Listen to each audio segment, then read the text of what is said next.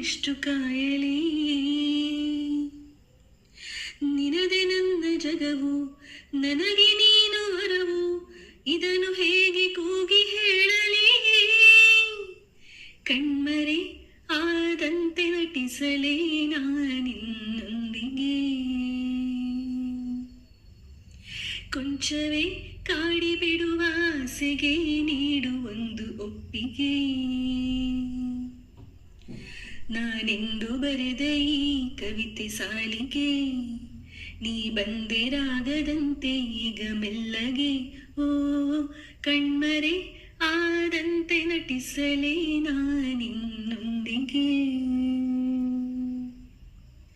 ಕೊಂಚವೇ ಕಾಡಿಬಿಡುವ ಆಸೆಗೆ ನೀಡು ಒಂದು ಒಪ್ಪಿಗೆ.